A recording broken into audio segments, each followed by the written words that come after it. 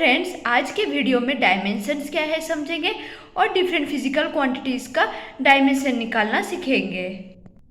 अब हम डायमेंशन के बारे में पढ़ेंगे। तो यहाँ 7 फंडामेंटल क्वांटिटीज लिखा हुआ है। Length, mass, time, temperature, electric current, luminous intensity, amount of substance. जहाँ लेंथ को L से डिनोट किया जाता है, मास को M से, टाइम को T से, टेम्परेचर को K और थीटा से, इलेक्ट्रिक करंट को A या फिर I से, ल्यूमिनस इंटेंसिटी को CD से और अमाउंट ऑफ सब्सटेंस को मोल से डिनोट करते हैं। Dimensions are the powers to which the fundamental units are raised in order to express the derived unit of a quantity. तो डायमेंशंस एक्चुअली पावर्स होते हैं जिसके द्वारा फंडामेंटल यूनिट जैसे लेंथ, मास, टाइम एसेट्रा को रेज किया जाता है एक फिजिकल क्वांटिटी का। कुछ एग्जाम्पल के थ्रू से हम समझते हैं। फॉर एग्जाम्पल, एरिया का यूनिट मीटर स्क्वायर होगा, उसका मतलब उसका डायमेंशन L इंटू एल होगा which is equal to L square है। जनरली हम जितने भी फिजिकल क्वांटिटीज़ का डायमेंशन MLT के फॉर्मेट से लिखते हैं। तो यहाँ पर एरिया का डायमेंशन m⁻0 L2 T⁻0 होगा और जहाँ m⁻0 और T⁻0 इज इक्वल टू 1 होगा। इसी वॉल्यूम का ऐसा यूनिट मीटर क्यूब होता है। इसका मतलब उसका डायमेंशन L इंटू एल होगा which is equal to L cube. तो उसे यदि हम MLT फॉर्मेट में लिखेंगे तो इसका होगा m⁻0 L⁻³ T⁻0। डेंसिटी का फॉर्मूला होता है मास बाय वॉल्यूम। इसका मतलब इसका मास का हम m में डिनोट करते हैं तो m होगा उसका डायमेंशन और वॉल्यूम का L क्यूब होता है। तो इसका मतलब इसका डायमेंशन को जब हम MLT फॉर्मेट में लिखेंगे तो इसका m⁻1 L⁻³ T⁻0 होगा। तो वेलोसिटी इज इक्वल टू कितना होता है डिस्प्लेसमेंट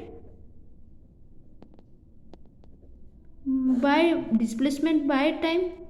इसका मतलब डिस्प्लेसमेंट क्या होता है, वो जनरली उसका यूनिट मीटर में होता है। मीटर यानी उसका लेंथ होगा और इसका टाइम होता है तो इसका होगा length by time.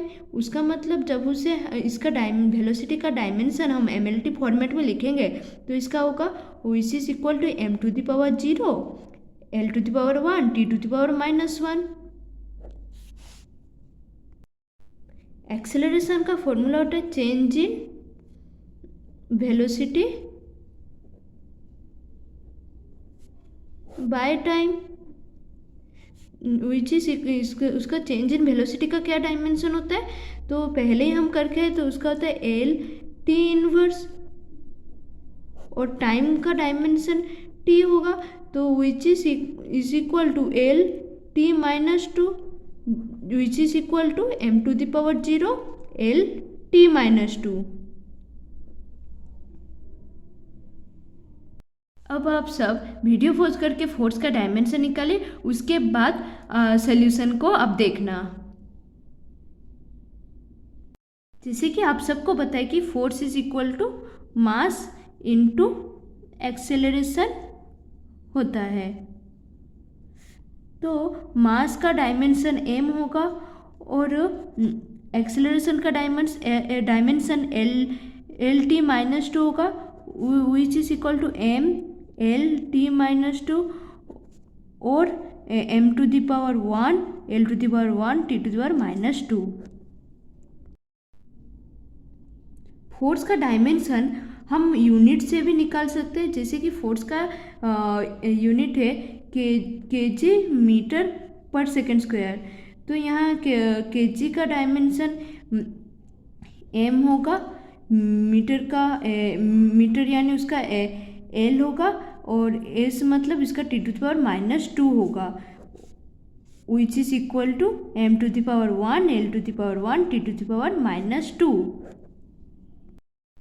Momentum is equal to mass into velocity.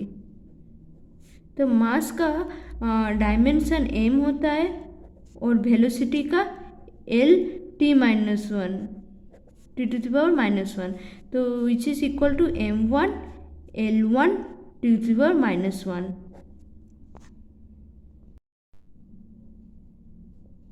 Impulse is equal to force into del T, जहाँ del T is equal to time है।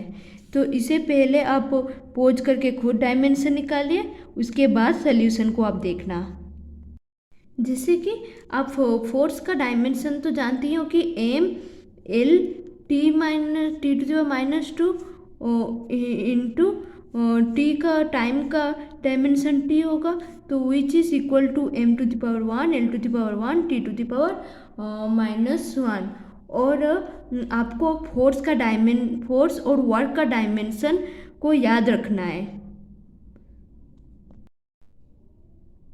वर्क का फॉर्मूला होता है force into displacement into cos theta एक dimensionless quantity है जिसका कोई dimension नहीं होता है, तो हमें फोर्स का और डिस्प्लेसमेंट का डायमेंशन पहले निकालना है। तो फोर्स का डायमेंशन हमें पता है कि m to the power one l to the power one t to the power minus two होता है, और डिस्प्लेसमेंट का तो l होगा। इसका मतलब वर्क का डायमेंशन क्या होगा, m to the power one l to the power two t to the power minus two होगा।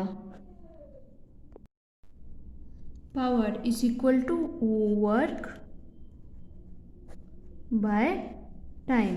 वर्क का डायमेंशन क्या होता है, m to the power one l to the power two t to the power minus two, और time का dimension t है, which is equal to m to the power one l to the power two t to the power minus three.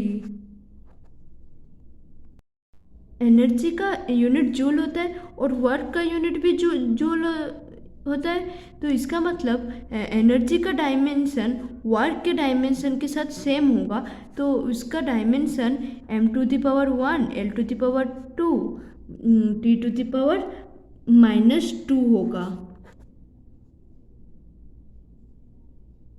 Maximum types of energy का जो dimension same होता है, जैसे kinetic energy, potential energy का भी dimension m to the power one l to the power two t to the power minus two होगा। यदि आप फॉर्मूला के साथ भी काइनेटिक एनर्जी और पोटेंशियल एनर्जी का डायमेंशन निकालेंगे तो यही होगा। उसे प्रूव करके देखते हैं। K E kinetic energy is equal to half M B square, तो ये एक कांस्टेंट टर्म है, तो ये इसका ये कांस्टेंट टर्म है, मतलब इसका डायमेंशन नहीं है। यहाँ m मास है और v वेलोसिटी है, तो मास का डायमेंशन m होगा और v का डायमेंशन v का डायमेंशन l t इनवर्स होगा, इसका स्क्वायर। इसका मतलब m to the power one l to the power two t to the power minus two. ठीक वैसे ही p पोटेंशियल एनर्जी का mgh होता है, जहाँ m होगा मास, g होगा एक्सेलरेशन ड्यू टू ग्रेविटी और h हाइट होता है।